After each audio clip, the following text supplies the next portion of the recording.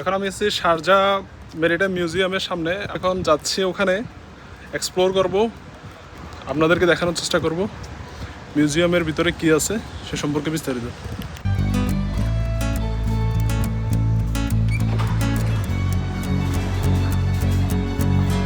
আমি আছি মেরিটাইম মিউজিয়ামের ভিতরে এবং 25 টাকা খরচ করে একটা টিকিট নিয়ে নিলাম।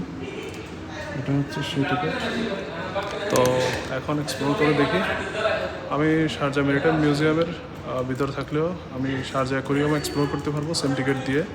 25 দিরহাম নিয়েছে এখানে।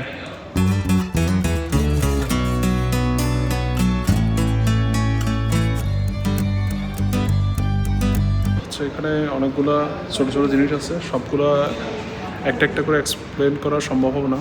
তো যতটুকু সম্ভব আমার যাওয়ার সময় যতটুকু সম্ভব দেখানোর চেষ্টা করব, বলার চেষ্টা করব।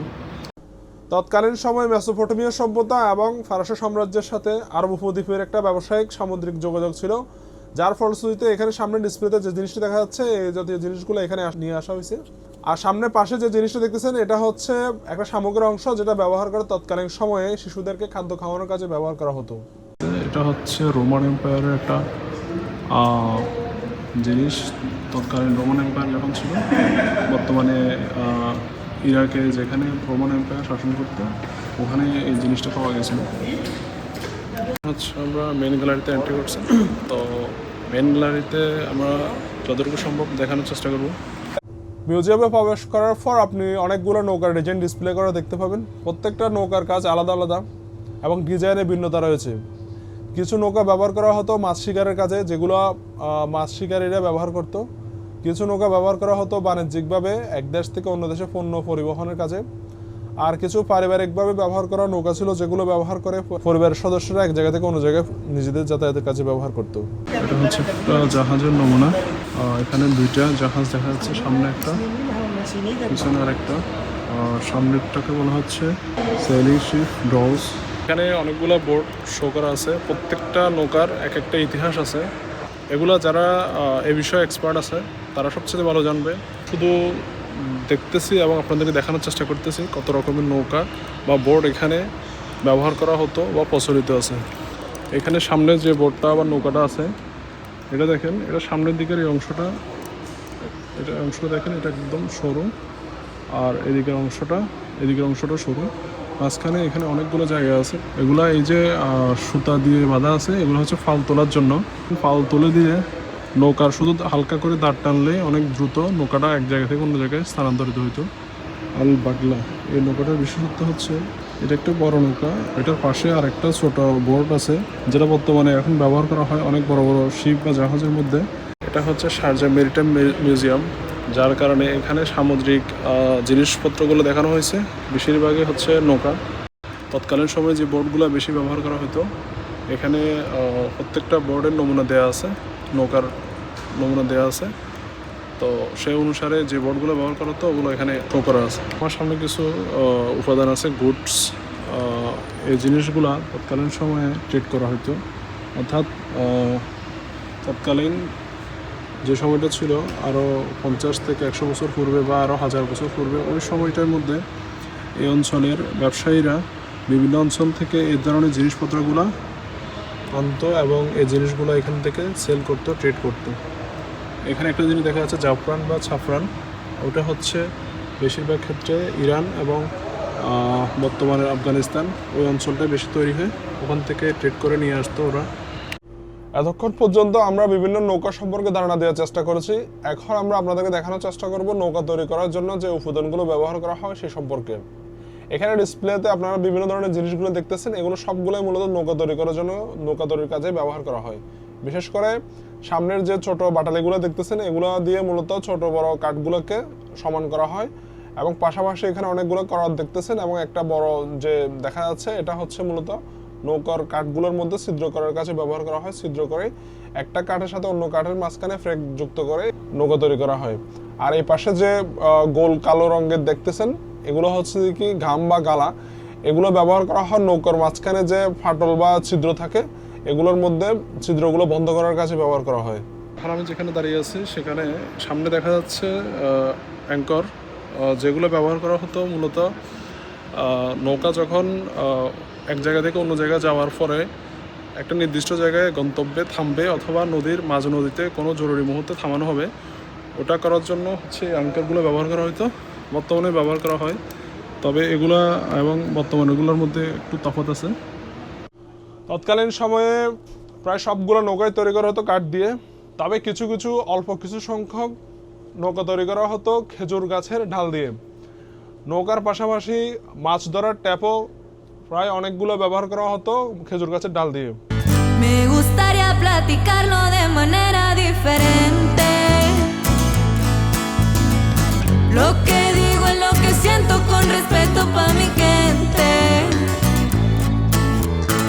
এখানে কিছু বর্ষা বা শিকারের জন্য, বিশেষ করে মাছ শিকারের জন্য যে জিনিসগুলো ব্যবহার করা হতো, এই বিষয়গুলো এখানে দেওয়া আছে। এই যে দেখেন, এই জিনিসগুলো ব্যবহার করা হতো মাছ শিকার করার জন্য। বিশেষ করে কিছু হচ্ছে বড়শি, এই যে দেখেন এটা হচ্ছে বড়শি, বড় বড়শি, অনেক বড়। আর এগুলো হচ্ছে ছোট ছোট, যেগুলো ব্যবহার করা হতো মাছ শিকারের জন্য। আর ওগুলো হচ্ছে বড় লাঠির মতো, লাঠির আগায় হচ্ছে দাঁড়ানো সুচালো অবস্থান থাকে, যেটা ব্যবহার করে মাছ শিকার করা হতো নদীতে, সমুদ্রে। আর এটা হচ্ছে ফিশিং নেট। ফিশিং নেট তৈরি করার জন্য এখানে দেওয়া আছে ফিশিং নেটের সুতা। আর এগুলো হচ্ছে ভারী করার জন্য, নেটটা ভারী করার জন্য, যাতে পানিতে পড়ার সাথে সাথে নেটটা ডুবে যায় এবং মাছ যাতে বাইরে চলে যেতে না পারে, তার জন্য এই জাতীয় ভারী লোহার এবং অনেক ক্ষেত্রে পিতলের এই জিনিসগুলো ব্যবহার করা হতো। শারজাহ মেরিটাইম মিউজিয়ামের সবচেয়ে ইন্টারেস্টিং অংশটা হচ্ছে এটা, অর্থাৎ তৎকালীন যারা মুক্ত চাষী ছিলেন বা মুক্ত ব্যবসায়ী ছিলেন, ওনারা সমুদ্র থেকে মুক্ত সংগ্রহ করার পর এগুলোকে পরিষ্কার করে ট্রেড করার জন্য একটা বিভিন্ন দাস বা মাপে করতো, সাইজ করতো। ওই মুক্তগুলোকে সাইজ করে বড় ছোটো গ্রেডিং করে তো এগুলোকে সেল করতো। এই যে এখানে দেখা যাচ্ছে, এখানে বড় আছে, ছোটো আছে। তো বড়গুলোর একটা মূল্য এবং ছোটোগুলোর অন্য একটা মূল্য। এই যে ফাল্লা বা নিক্তি, এগুলো ব্যবহার করা হতো। তো ওদের একটা প্রাইসিংয়ের একটা লিস্ট ওখানে দেওয়া আছে পূর্বের, যখন এগুলো সেল করা হতো, ট্রেড করা হতো, তৎকালীন সময়ের যে প্রাইসগুলো ওখানে দেওয়া আছে নোটে। আর এখানে হচ্ছে যে মুক্তগুলোকে কিভাবে অলংকারে রূপান্তর করে ব্যবহার করা হতো, তো এই বিষয়গুলো এখানে দেওয়া আছে। এই জিনিসটা মূলত পলিশ করার কাজে ব্যবহার করা হতো। আর এগুলো হচ্ছে মুক্তোর মধ্যে ছিদ্র তৈরি করার জন্য। এই যে ছোট থেকে বড়, মাঝারি 3 সাইজের আছে, অর্থাৎ যে মুক্তগুলো ছোট তার জন্য ছোট সাইজের সুইগুলো ব্যবহার করা হতো। তো এটা হচ্ছে ম্যাগনিফাই গ্লাস। ওগুলোর গ্রেডিং এবং কোয়ালিটি এবং সাইজ এগুলো নির্ণয় করে এগুলোকে কোথায় কীভাবে ব্যবহার করা যায় এটা দেখা হতো। আর এগুলো হচ্ছে মুক্তোর যে ঝিনুক, যেগুলো ঝিনুকগুলো, যে এই যে প্রত্যেকটা সাইজ একদম ছোট থেকে বড়, মাঝারি সবগুলো সাইজ এখানে দেওয়া আছে, যে সাইজগুলোর কারণে মুক্তোর সাইজও বড় ছোট হয়। শারজাহ মেরিটাইম মিউজিয়ামের এটা আরেকটা সেকশন। এই অংশে মুক্তগুলোকে সংগ্রহ করার জন্য যে ড্রাইভ করতো যারা মুক্ত চাষি ছিলেন, চাষি না মূলত বলা যায়, যারা সংগ্রহকারক ছিলেন, তো ওনারা কীভাবে সংগ্রহ করতেন এই বিষয়গুলো এখানে আছে। এখানে দেখেন, এটা হচ্ছে যে ঝুড়িতে করে এগুলোর শামুকগুলো বা ঝিনুকগুলো সংগ্রহ করতো এটা। আর এখানে হচ্ছে ওই ঝিনুকগুলো সংগ্রহ করে কীভাবে ছাড়ানো হতো ঝিনুকগুলো থেকে মুক্ত সংগ্রহ করার জন্য, এই জিনিসগুলো আছে এখানে। এখানকার যারা মুক্ত সংগ্রহ করতেন ওনারা একটা বিশেষ ধরনের পোশাক পরতেন। ডিসপ্লেতে যে পোশাকটা দেখা যাচ্ছে এটা হচ্ছে মুক্ত সংগ্রহকারীদের পোশাক। এখানে সংগ্রহকারীদের পোশাক ছাড়াও আরও বিভিন্ন ধরনের জিনিসপত্র দেখা যাচ্ছে, এগুলো সবগুলো মুক্ত সংগ্রহ করার কাজে ব্যবহার করা হতো।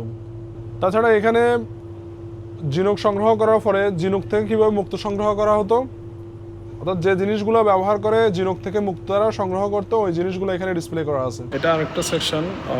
এই সেকশনটা হচ্ছে এরকম। আমরা আমাদের ভিডিওর আজকের এই অংশে দেখানোর চেষ্টা করব কিছু সেক্সটেন যন্ত্র, যেগুলো মাছ সমুদ্রের দিক নির্ণয়ের কাজে ব্যবহার করা হয়। তাছাড়া তৎকালীন সময়ে জেলেরা এবং মুক্ত সংগ্রহকারকরা এবং যারা তাদের ব্যবসায়িক প্রয়োজনে একদিক থেকে অন্যদিকে যেতেন, তারা এই সেক্সটেন যন্ত্রটা ব্যবহার করতেন ওনাদের দিক নির্ণয়ের কাজে। আমরা এতক্ষণ পর্যন্ত শারজাহ মেরিটাইম মিউজিয়াম এক্সপ্লোর করেছি, আপনাদেরকে ডিটেলসে দেখানোর চেষ্টা করছি। আশা করছি সবাই উপভোগ করছেন। আমার পরবর্তী ভিডিও শারজাহ অ্যাকোয়ারিয়াম, এটা এক্সপ্লোর করবো এবং আপনাদের দেখানোর চেষ্টা করবো। আশা করছি সবাই ওটা উপভোগ করবেন। যারা এই চ্যানেলটা এখনো পর্যন্ত নতুন সাবস্ক্রাইব করেন না, অবশ্যই চ্যানেলটা সাবস্ক্রাইব করবেন এবং পাশে থাকা বেল আইকনটা প্রেস করে দিবেন। আমার পরবর্তী ভিডিও দেখার জন্য আপনাদেরকে আমন্ত্রণ জানিয়ে ভিডিওটা এখানে শেষ করছি। En la vida